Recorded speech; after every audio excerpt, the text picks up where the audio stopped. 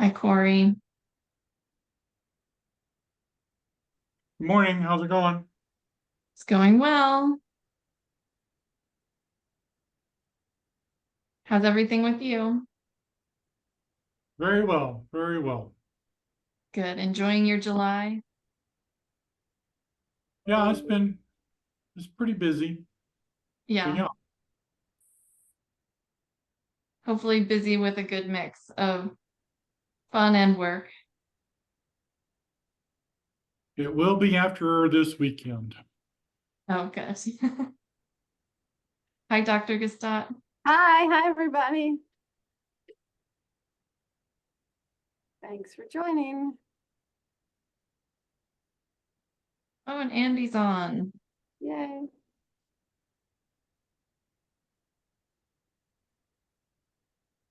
Oh.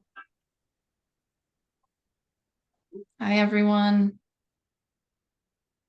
We'll give it a few more minutes before we officially start. Welcome to the PAPREN Parks and Green Space Work Group meeting.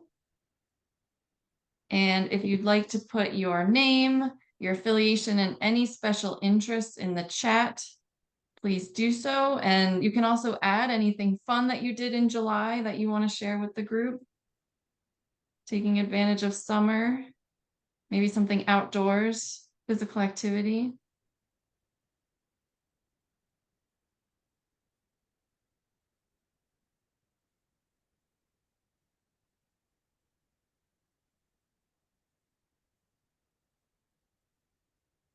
Hello. If you're just joining us, you can put your name and affiliation in the chat. Any special interests and anything fun you've done, maybe relating to physical activity and outdoor space this summer or July.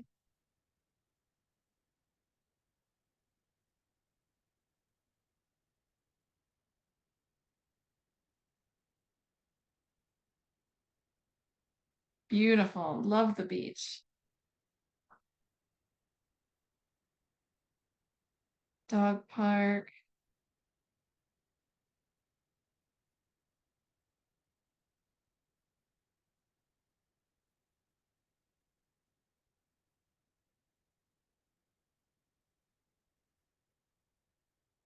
We'll give it another minute or so.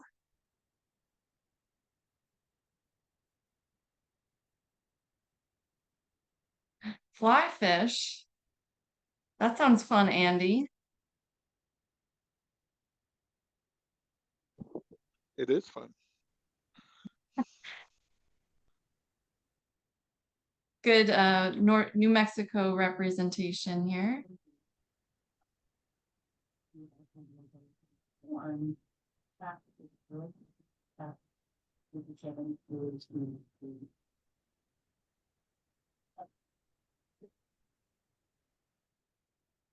All right, so we will get started. Welcome everyone to the PAPREN Parks and Green Space Work Group meeting. This is our work group meeting for July. We are joined by two of our three leaders, Dr. Rich Christiniana, Dr. Jeanette Gestat, and Dr. Slater is not able to join us today, but I'm sure she will watch the recap. And today we are doing our introduction. We have a presentation by Dr. Brown.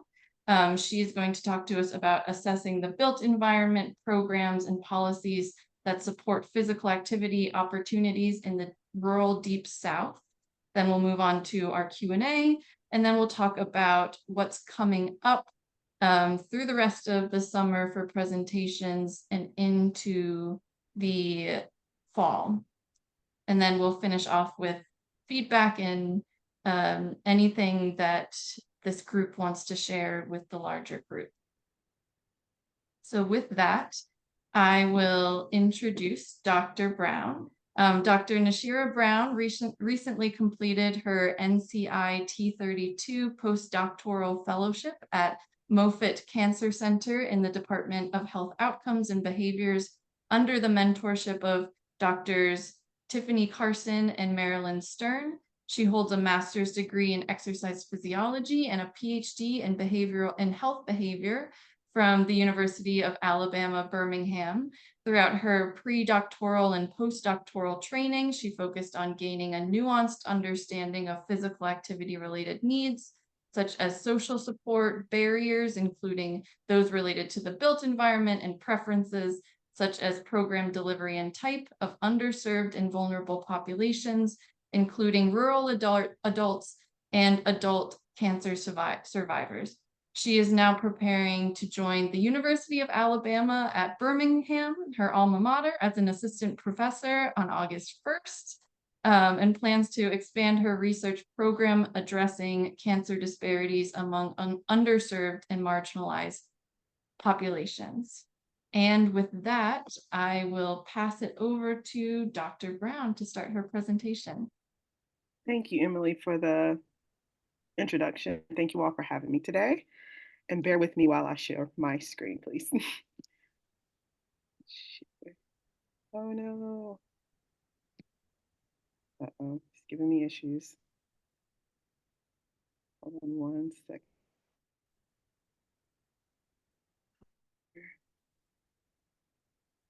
Yeah, it's giving me a share issue.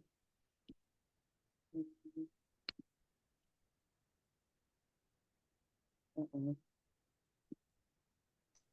Sorry, it's giving me Let's see if that helps.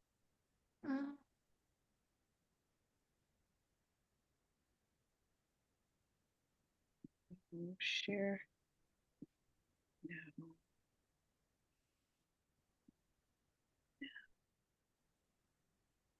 I hate to do this, but Emily, can I send you my presentation? No, absolutely, that works. I'm so sorry, y'all. I'm so sorry. That's okay. No, that's fine. Thank you so much for joining us today and presenting your work. Well, thank you.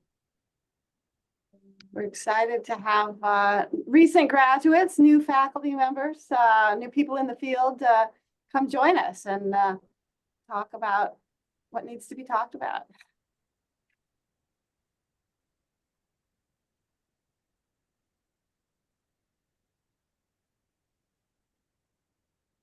And now I'm gonna have to speed through this. Let's see. Okay, it's really giving me issues. Welcome to those just joining. If you want to go ahead and put your name and affiliation and I guess what you did this July that was fun into the chat for those of you who are just joining.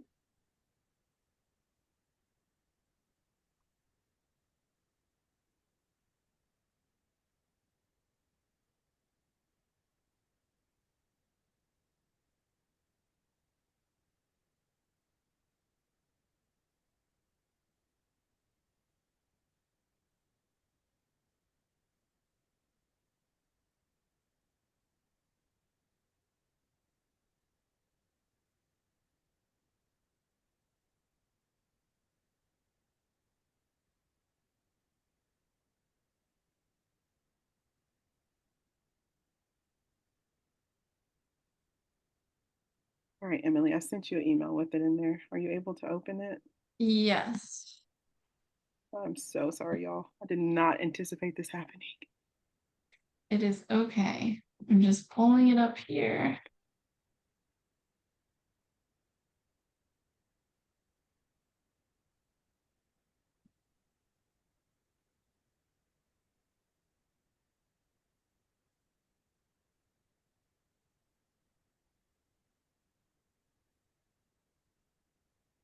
Did you get the slip and slide going, Dad? Oh, I can't hear. You're on mute.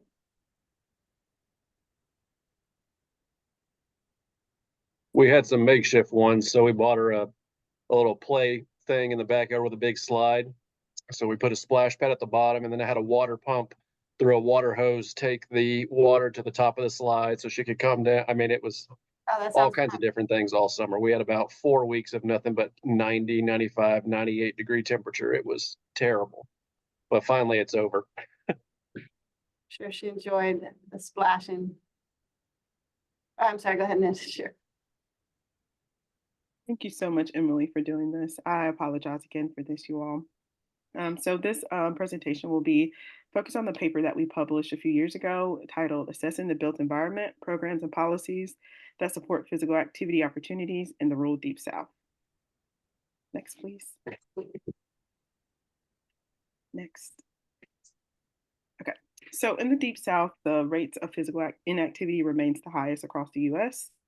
So when I say the Deep South consists of the states within this blue box: Georgia, South Carolina, Alabama, Louisiana, and Mississippi. And as you can see, US, the rate of inactivity is about 25%. 25% of adults are physically inactive or do not meet the physical activity requirements or guidelines. And as you can see below, all the states in this Deep South area are higher.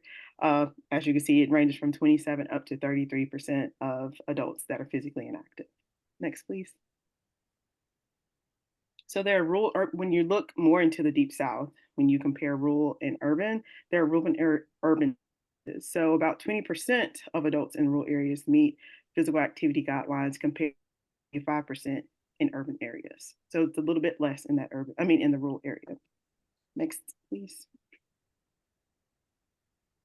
So what is rural? So when I say the Deep South in rural areas, there's many different definitions I've heard of. People say if it's not urban, it's rural.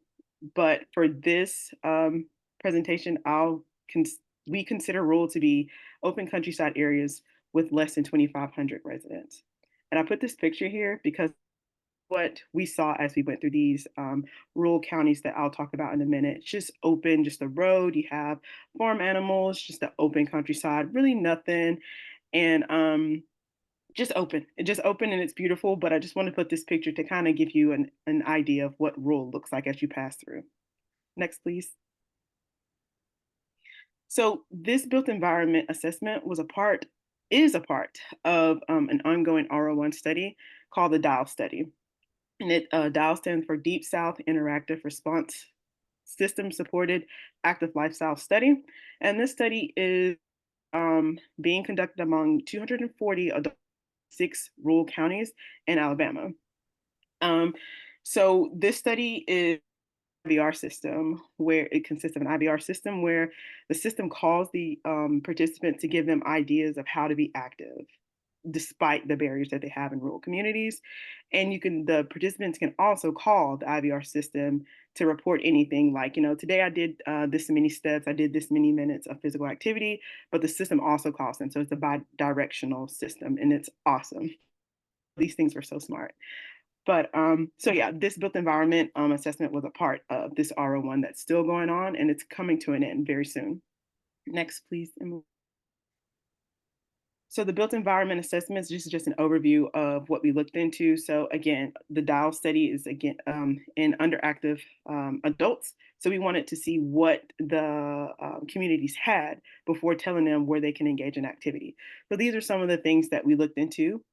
Opportunities. So the good things that these counties have to support the physical activity, such as sidewalks, pedestrian-friendly signage, crosswalks, and different things like the amenities like playgrounds, area swimming pools, and recreational facilities.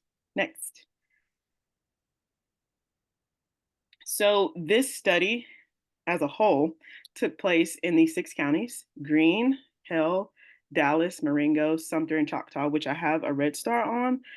The whole study, the DIAL study. But now I'm going to just dive straight in about the built environment study that we did. So this was in the 6 counties, and it was cross-sectional in nature, and it was conducted between August 2020 and May 2021. Not to confuse you all, but these are the counties that we went to.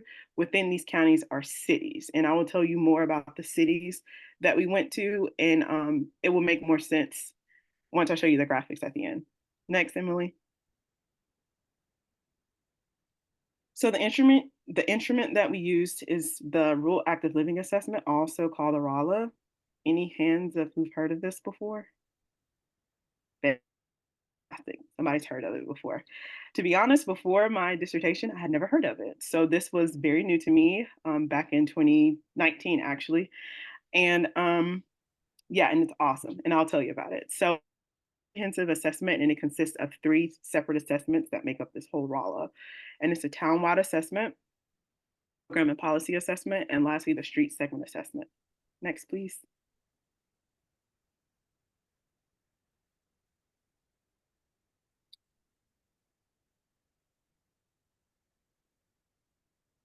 So first, the first component of the RALA is assessment.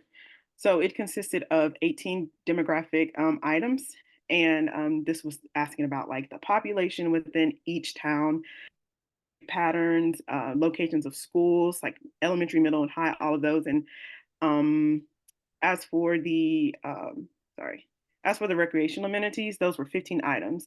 So I have some pictures here of some of the things that we looked for in the townwide assessment, or what the assessment asked for. So local parks, playgrounds, recreational facilities, both private and public. So for instance, public ones are like the YMCA, and private is considered like Gold's Gym, things like that. And we also looked into things like the hiking trail, biking trail, walking trails. Like, what did the town have in a sense of recreation amenities? Next, please, Emily. And as for the program and policy assessment, which is the next of the RALA, this consists of 11 items across 4 domains, which were the town policies, town programs, and school policies. And again, in these pictures are just some of the things that this assessment so like public transportation, after school sports for the children, basketball, football, volleyball, all the common sports like that, recreational facilities that offer physical activity programming. And also this one, this bike lane, as you can see here, this was one of the policies that this assessment asked if it existed in these counties. And this one in particular was, is there a policy that requires bikeways and walkways for pedestrians and new infrastructure projects? So if there's something being built new, is there a policy that requires these different bikeways and walkways? Next, please. So the street segment assessment, this was the biggest part of the assessment. So the first 2 assessments were just simply filling out a document that was it's already exists due to Hartley and colleagues. It's something that they created years ago, back in 2009. And those first 2, very, very easy, very, very easy. And we had local county coordinators. Let me go back. Local county coordinators. So these were individuals that we used as the middleman to not only participants, but also help us complete these assessments. So these were people that have lived in these communities for years, and they were well trusted.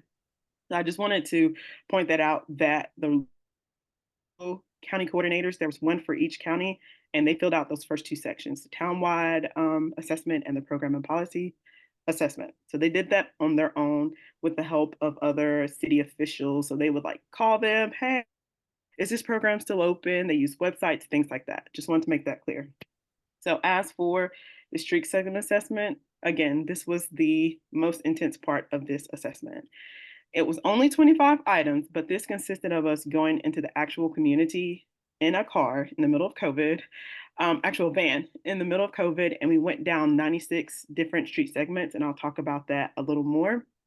So the street segment assessment consisted of 23 items that we looked for observation. The observational assessment consisted of 25 items.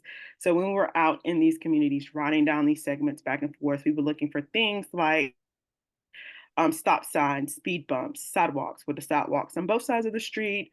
Were there any, how was the land being used? Is it commercially?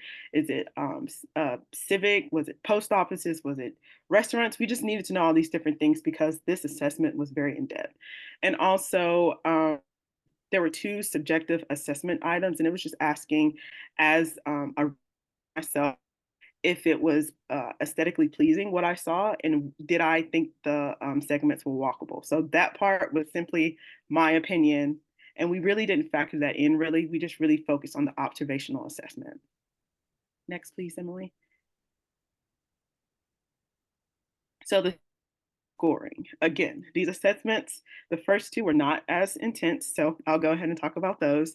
It was pretty easy to score these using the algorithm developed by Hartley and colleagues. So going back, Hartley and colleagues came up with a scoring handbook and how to go about conducting each one of these assessments. Very, very thorough, very helpful. And these two, specifically townwide and program and policy assessments, they were scored using an algorithm. And they were scored on a scale 0 to 100, I'm sorry.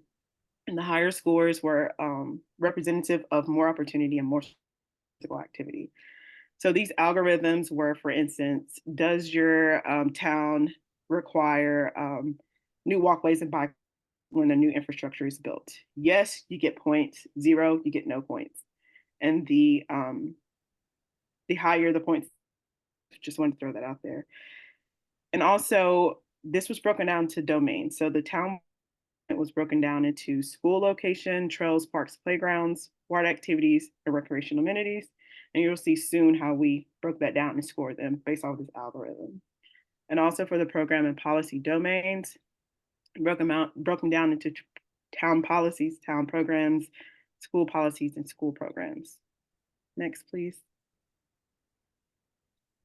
So the street segment assessment, this one was a little bit different from the townwide program policy assessment. So again, those two assessments were scored using an algorithm, but the street segment assessment, just the tool itself, where you check yes, no, things like that. That's what was used to score the street segment assessment.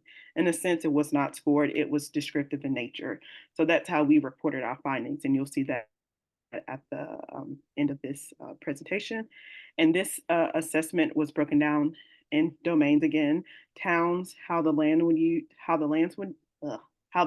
used, and also the subjective assessment, the two items that I mentioned, like was it walkable, was it aesthetically pleasing. And to score the street segment assessment, we used we just totaled the number of present features divided by the number of segments. So if there was 6 sidewalks out of 16 segments, we just divided 6 by 16, gave it a percentage. Very straight to the point with this street segment assessment. Next, please. So the procedures. So this is how we went about this whole Rolla thing. So this started with a virtual training via Zoom. So because we were in the middle of COVID, we originally planned to do this training in person. So we had to modify it and do it via Zoom, which was great because everyone was able to attend. So this virtual training consists of the local rule coordinators, which I told you before were the individuals that were the trusted middle people for us to not only get us to get participants, but also help us complete the townwide assessment, the program and policy assessment, and help us with the street segment assessment. So after this virtual training with the local county coordinators and myself, since I was doing these assessments, this was followed by the actual assessments being started. So the local rural county coordinators completed the townwide assessment and the program and policy assessment. Again, they were on their own and they completed that based off of what they knew. They contacted city officials and they checked websites for like government websites to look for those activities and those different amenities that still exist.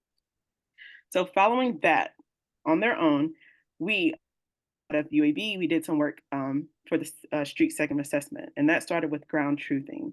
So ground truthing in a sense is checking to see what still exists. So it's going out there, not going out there, but going online to see like, okay, so we know that this street existed in 2015. Let's see if it still exists in the neighborhoods that we were doing these assessments.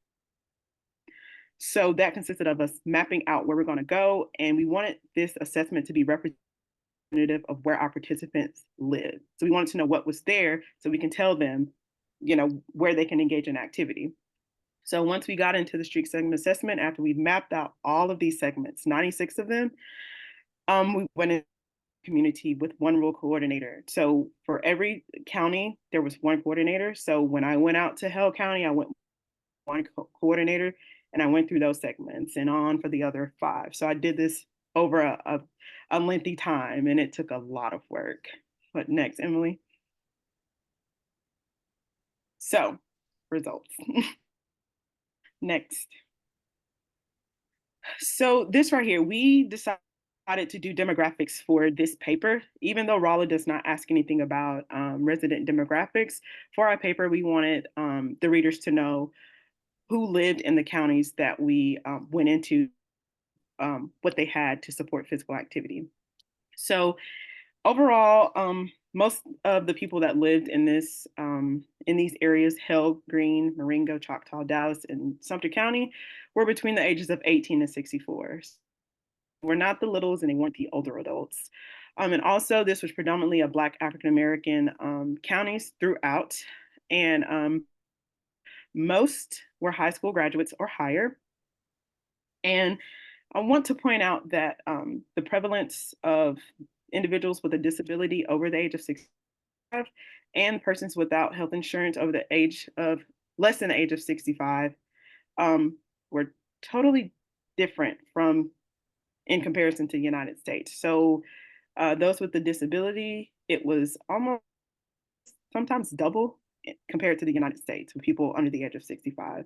And also those without health insurance under the age of 65, it was a little bit higher compared to the United States of 0.5. I just wanted to throw that out there to kind of highlight this population, how they're underserved. They have a lot of extra barriers, not just the community-wide environmental things. They have like health-wise barriers. And in terms of income and poverty, the median household income was significantly lower compared to the United States, sometimes almost half, as you can see there. And persons in poverty, more than double for all of these counties compared to the United States. Next, please. So for the town-wide assessment, these were broken down by domain again: school location, trails, parks and playgrounds, water activities, and recreational amenities. Next, please. As you can see here, I wanted to highlight the total score across these counties. All these counties are right here: Hill, Greene, Marengo, Choctaw, and Dallas. And as you can see at the very bottom, those are the low scores that we got. To the far right, the mean score, the average score, was about a 50% out of 100. So think of this as a group of 50%. So that's a failing score. But this study is focused on, this assessment is focused on the opportunities or the supports. So we wanted to highlight what the communities had. Next, Emily. So out of all of these domains, parks and playgrounds was the most available. As you can see across these counties, all of the counties had playgrounds. If you look at other domains, just look at it quickly.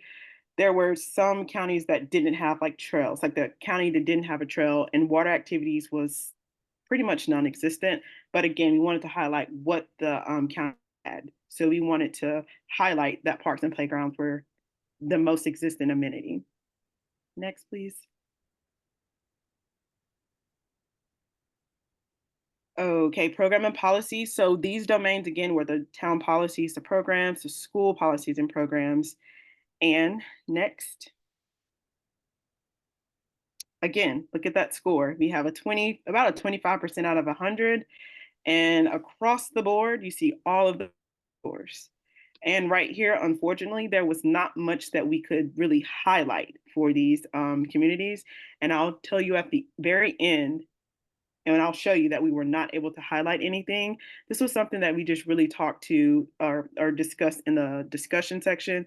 It just highlights the need for more program and policy efforts, and especially the policies.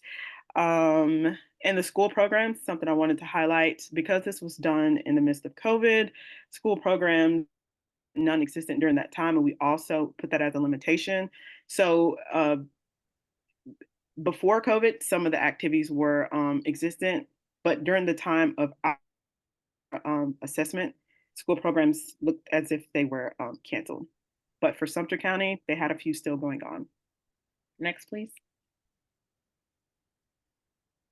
So the street segment assessment. This table is very overwhelming, but I wanted to put this in the presentation to show all of the things that we looked for this assessment. Again, this assessment consisted of us going into the communities, all of these counties. So for Hill, right under towns, you'll see the 3 different towns or cities that we went in for individual county. So I just want y'all to see that these were all the different counties that we drove through. 16 streets per county. So I guess you can say the domains that we looked into were the sidewalks, whether they were on both sides of the street, shoulders, crosswalks, crossing signals, pedestrian signs, children at play signs, traffic lights, stop signs, school flashing lights, speed bumps, public lighting, and we looked into the average road condition and connectivity. And I want to highlight what connectivity means. It means that there's like either a sidewalk or walking path or a biking trail that leads to another street. And that's supposed to be supportive of activity. So these are just the things, some of the things that we looked into, and I'll show you on the next slide a few of the other things that we looked into. But I just wanted to just highlight how in-depth this street segment assessment was. And also another thing that I forgot to mention, overall, we assessed 96 different segments. And when I say segments, this means going from one marker to another. So for instance, going one stop sign to the next stop sign and riding that segment until we see everything that we see. And if we don't see it, make note of that. Next, please. So this is the rest of the street segment assessment. Again, this was a long table, so I had to cut it in half. So land use, you can see the land use kind of varied. It was all over the place. It was a mix of school destinations, commercial destinations, and public and civic destinations. And at the end, the one that we really didn't, look too much into was a subjective assessment, which I completed. And I deemed the segments walkable for the most part, as you can see here. Just that one county with 19% of the segments being walkable. And I found them to be aesthetically pleasing. And you can see all of them for the most part were pleasing on the eye. So I guess you can say I really liked what I saw. I really felt like it was just nice, Next. So the top facilitators that I just wanted to highlight, I know that table really intense and it was like overwhelming. The top facilitators were sidewalks, shoulders, and connectivity. So 32% of the segments had sidewalks, 28% had shoulders, and 24% had connectivity. And although these are low percentages, these were the top facilitators. Next. And the top barriers to physical activity were crossing signals, school flashing lights, and speed bumps. These were the main 3 safety features that were pretty much non-existent. Between 2 and 3% of the segments had these 3 features. Next, please. So some highlights. This is just the overall summary or highlights of this study that we conducted. There were limited opportunities for physical activity. Parks and playgrounds were most existent, and there was a paucity local programs and policies both at the school and in the town. There was a low presence of those pedestrian-friendly safety features that I mentioned, like the speed bumps, the crossing signals, the school flashing lights. And these findings can be used to inform intervention and policy efforts. Next. So obviously we published this paper and this was a part of our dissemination plan. We published it in the Preventive Medicine Report. If you'd like to go read it, that would be great. Next, please. And also to show our participants what we found, we made it very straight to the point. I hope you can read it. It's a little blurry, but it was a huge infographic. We just wanted to make it very easy to read, and we just wanted to let them know what was in their counties. And also this was kind of an opportunity to let them compare themselves to other counties to see what the other counties had. And another thing I would like to highlight, based off of the map, if you can remember, these counties were pretty much touching. And sometimes you can go from one county to the other within a few miles. So for instance, if you wanted to go from Hill to Green, it was like a 15-minute drive. So if someone in Hill saw, oh, they have another park in Greene County, you let them know where the park was. So yeah, so we let them know what was in each county. For the most part, as I highlighted earlier, it was parks. So you'll see for each one, there were parks, and there were a few facilities, and the walking trails, we just let the names and things like that. And then at the very bottom, what's next? We highlighted what we found and then what we were going to do next, which was hold a town hall meeting. That's our next step. Again, this study is still going on and it's almost to the end. So once the study is at an end, we're going to have that town hall meeting to get their perspective to see what they view as barriers and facilitators. We might be missing something, want to know what the county residents have to say. And we also gave them a QR code for them to scan to read the paper if they wanted to. Next. So I'd like to acknowledge everyone on this page and the funders of this project, both NIH, NCI, and the T32, which funded me to do this work. At the very bottom, the O'Neill Comprehensive Cancer Center is where the local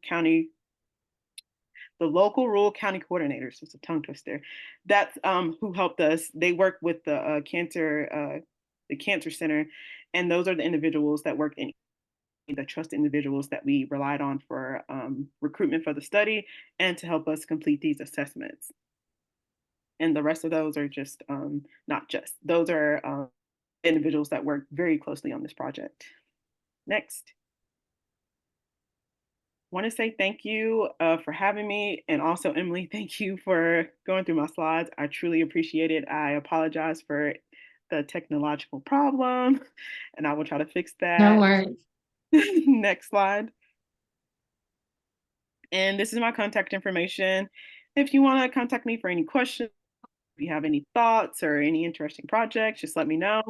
This is my email that I'll be using until I get my UAB email later this week, but feel free to contact me at that email at any time. I will respond. And again, thank you all for having me. Oh, Thank you. Thank you. Does anyone have any questions for Dr. Brown? Yeah, thank you very much. That was really good presentation. I had a question about a little bit more about the kind of the implementation of the RAWA tool. Some colleagues of mine and I did research here at in northwestern North Carolina, in the Appalachian Mountains, so like right in the mountains. And when we did this work back in 2015, 16, we were looking at some of the rural towns in the counties surrounding our county here at Appalachian State. And we had a lot of trouble implementing the RAWA tool because of how mountainous rural really is. And just finding town centers was dramatic. And you go from like what we considered the town center, because yes, there was a post office. Yeah. There was nothing around the post office. And the next road around the post office was a mile away from the post office, where you found like the first house next to the post office. And then another mile beyond that would be the next house. And then you turn off on a side street to do a segment tool, and you'd be on gravel roads going up a mountain, where there was a house maybe a half a mile back there off of a gravel road that looked more like a Forest Service road. There's just a lot of issues we were having with that. So I was just wondering any types of issues. I think the areas you were looking at in Alabama were a little different and probably a little bit more geared towards the RAWA tool than maybe how rural some of these counties were. And then I also was one other thing was I believe, and you may have mentioned this, that the RAWA tool, does it specify 5,000 people or less is considered rural? I cannot answer that because I do not remember. But what's interesting is when I did this paper, when I checked what was referred to as rural, it said 2,500. I checked yesterday and it said 5,000. That was very interesting to me. So from 2021 to 2024, I guess there's been a change in what consists as rural. I'm going to look more into. But I don't remember if it actually said the population had to be less than 2,500, but we used it in these populations because we knew they were rural and the population was really low. But that's a good question. I will go and check and see if RAWA actually said the population needed to be less than 5,000. Now, 1,000. Yeah. And as for your first question, RAWA wasn't that in these areas as you kind of got to, but there were some areas in that, the town center was here, and then like a mile be the first thing. We found that to be in not Choctaw, Marengo County. Things were just away, but we were able to pinpoint that town center, but it wasn't as bad, which I'm grateful for. It was just that one county. We were just like, okay, there's really nothing out here, but let's just do the assessment to the best of our ability. So yeah. All right, thank you. Yeah, thank you. Hi, thank you very much. Very interesting. How did you pick the counties that you did pick? How do we pick the counties that we picked? Yeah, how'd you pick those? Yeah, so the larger study is called DIAL. So that's the RO1 that's ongoing. And the 6 counties were the 6 counties were where the study was happening. So those 6 counties that the participants lived in, we did the assessment in those same towns. So we had those 6 towns and those participants to see what they had, what existed for them. And the IVR system would be like, hey, there's a park nearby or whatever. Or the local rural coordinator, these people really relied on them. They really trusted them. They would call them with any type of barrier. Like, oh, you froze up. It's not just me, right? She froze? Okay. We lost her for a second.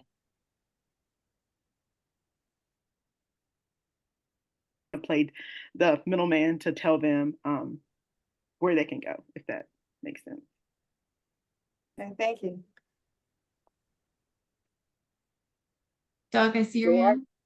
Yeah, so I think just maybe expanding a little bit more on how you chose the segments. I know you talked about it being near the study participants, but how exactly, this seems like it'd be a great project for, I teach a class in the spring where we do a lot of assessments on our small county.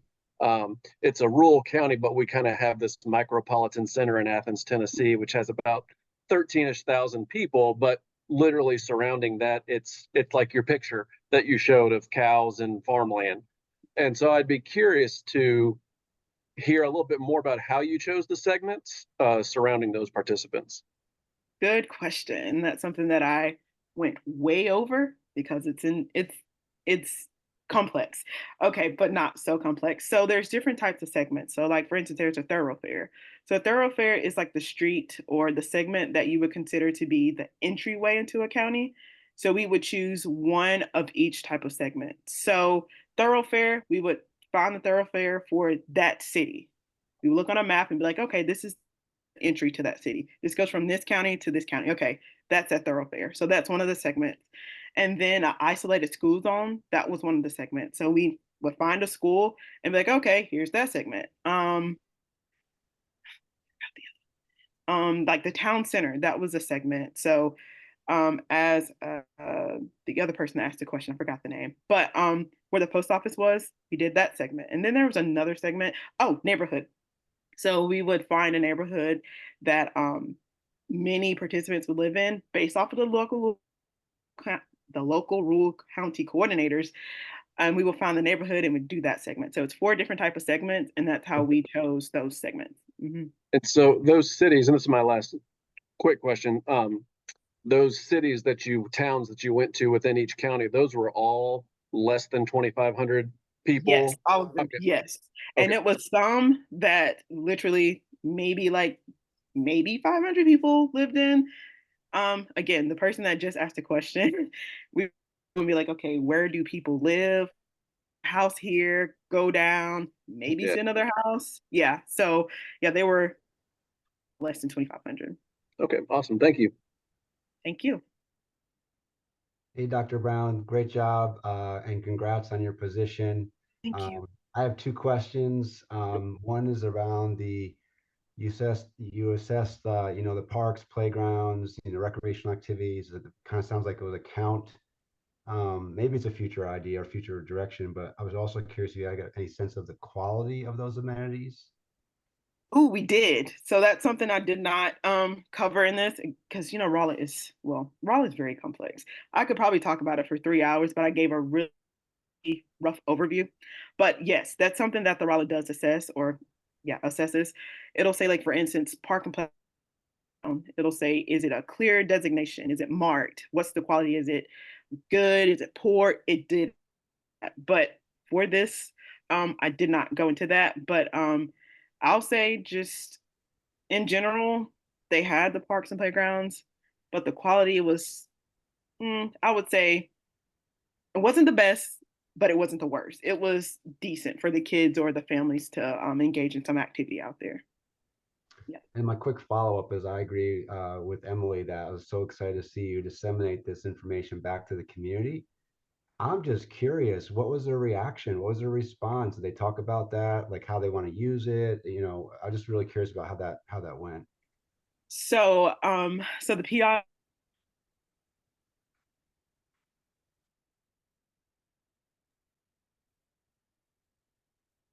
We lost her again. Bummer, I'm excited for this answer. I know. I know it's going to be a good one. Let's wait another few seconds.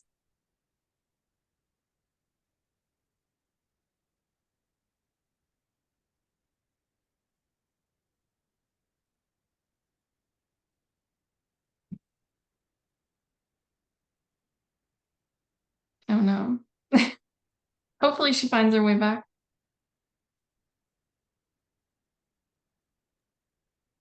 Oh, We just lost her. Well, maybe we can go on to the other items until she comes back. yes, she did mention to me that sometimes her Zoom acts funny and kicks her out. So hopefully she will be back. Other items for us.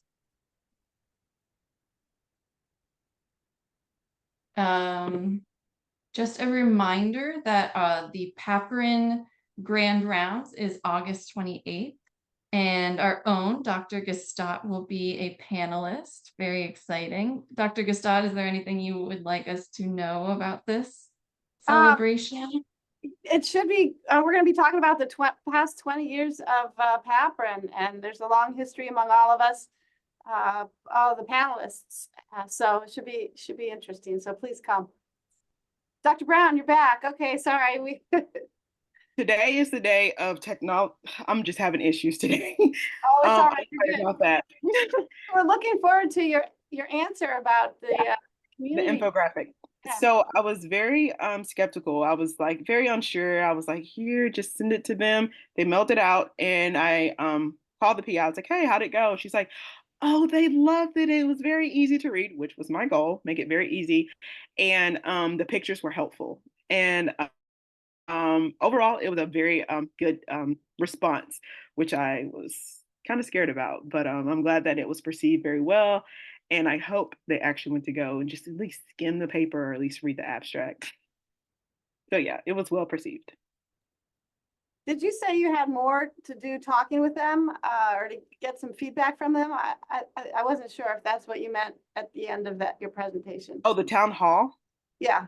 So the town hall is just about so it's following the infographic, of course. We sent the infographic out. So it's just a way of going back into the community and just getting them together and just getting feedback. All right, I understand that. Has that happened or it's coming up? No, that hasn't happened yet. So the last county is completing their last follow-up assessment, the 18-month assessment. So once that's completed and all that is collected, we're gonna reach out and be like, hey, would you all like to come into this town hall so we can talk more about what we found and also get your perspectives. What are barriers to you all? Is there something we missed? And we're gonna use that as future directions, how we can help these counties get, the policies up and yeah, well, I hope that's very successful and that motivates some action.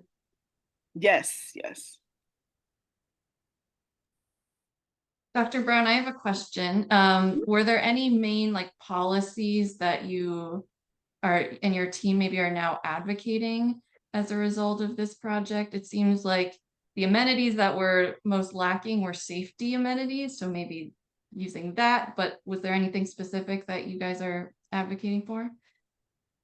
We haven't really gotten back together to really talk about what you're saying, but on my end, from being the one that led this and being in it more than anybody else, the main thing that I saw was, and it might be a long shot, but requiring or at least recommending those sidewalks and bikeways and walkways when they build a new like building, add that on. That was the biggest thing. That was non-existent. Like it was not a thing in none of those counties. But when I compare them to other RALAs that have been completed or other rural assessments, they exist in some of those rural communities. So I was like, maybe that's something that could be imposed, in these counties. And also for the safety features, yes. We have a project going on that kind of beat me to it, but it's putting these safety features like fixing not there, and if a sign's knocked down, put it back up. And so they kind of beat me to that, but yes, we're going towards talking more about how we can advance these policies or get them to exist if they don't exist. Yeah. Great, thank you. Anyone else have any final questions for Dr. Brown? I have a quick one. I know the county that I work in, funding is obviously the biggest barrier to a lot of these policies, and I think about, and especially in the counties that you're looking at probably are even smaller than what I'm working in and working with. And they don't really seem to have this hub of, I'd say, business, and so it's like, I'm just curious, is there some other policies that you can think of that could potentially maybe benefit those areas, because they may not be having a lot of new development coming in to kind of spark that addition of sidewalks. And I mean, I even see it in the Knoxville area where I live. That policy is in place, and then all of a sudden I see a sidewalk that's not attached to anything, but the policy was I had to build, or I built something, I had to put a sidewalk there. So the sidewalk's there, but it literally runs into grass on both sides, and then there's nothing. And so I'm just curious if you have some other thoughts behind maybe some policies, and I think especially of like the kids in those areas and in the schools that might be useful for these areas in the deep south, in these rural areas. So that's something that's very interesting that I haven't considered. This might be kind of within the realm of where you're going, but there are some programs, not policies rather, but there's some programs that don't exist that I wanted to look more into, but like the walk to school programs, but the schools are so far from most of these people's homes, but there's no sidewalks around there. So maybe add some sidewalks around the schools or something like that. But I get where you're going, like how these like random sidewalks and they just lead to nowhere. I've actually seen that. In one of the counties, Greene County, they built a Dollar General. They built a sidewalk and the sidewalk goes nowhere. Like it's like a little bit, but I'm like, I never considered like, hey, it should lead to something else or connectivity. But that's a good point, but I haven't thought into that. Yeah, I think it's a tough one with these rural areas. Is, I mean, yeah, you want these great facilities for kids to get to school, but they live 12 miles away from school. Are their parents going to let them bike 12 miles to school, even if there's a greenway or a sidewalk, and so it's an interesting question that I talk with my county officials about is, how do we make it work for this rural area? Because, not everything that we can do in an urban area is going to be as good or useful in these rural areas. Yeah, I'm a TikToker and I see this community. It's a city and it's a guy, he leads the kids to school on their bikes. And I'm just sitting there just like in awe. I love this. I love the kids are happy. They're listening to their music to school, from school. And of course, I work in these rural populations, and these kids would love this as well. They would love to bike to school or rollerblade to school, whatever the case may be. But like you said, what can we do to make this happen? But what can we do when they live 10 miles away from the school, So there's a lot of just thinking, a lot of thinking. Is it possible? It might not be possible. Yeah. So why Good can't question. all the county? Well, thank you so much, Dr. Brown. We really appreciate this conversation, all the work that you're doing in Alabama, and hopefully you stay connected to our group. PAPREN is open to anyone, so I can send you the information after this if you want to be part of the nationwide Absolutely. network. I think is Shikri. I think I'm saying her name wrong. Shikri. last name? Jamie Shrieky. I think that's, Yes. yeah, she's Okay. one of the co-chairs of the overall group. Yeah, Jamie Shrieky. Okay. Well, I was Yeah. a part of the University of South Carolina like physical activity research course, and she mentioned this, did a great presentation. Totally forgot about. Great. So Emily, I'm glad you reached out to me. I will be joining, and please send me any information. And I appreciate you all for having me. And again, I'm sorry for the technological problems. I hope to That's all resolve right. those. Thank you very so much. And thank you. Thank you. Congratulations on your new position and starting your new journey in at the University of Alabama, or going back to the I'm university. back. Yes. Thank you so much. You all have a good day. Thank you. Thank you. Bye-bye. Thank you. So we will just finish up with our final items, next meetings. As we were saying, the grand rounds is on August 28th. I put the link to register in the chat, so you do have to register separately. And if you registered prior for the, I think it was July meeting, you do need to register again for this one. And our next meeting will be September 30th. So we will be skipping August. That'll give us everyone the time to go to the August 20-year celebration. But we will be meeting at the end of September after the school year kicks off. And we have a few minutes left for open mic. So if anyone would like to share with this internal group, you can unmute yourself. You can also put information in the chat.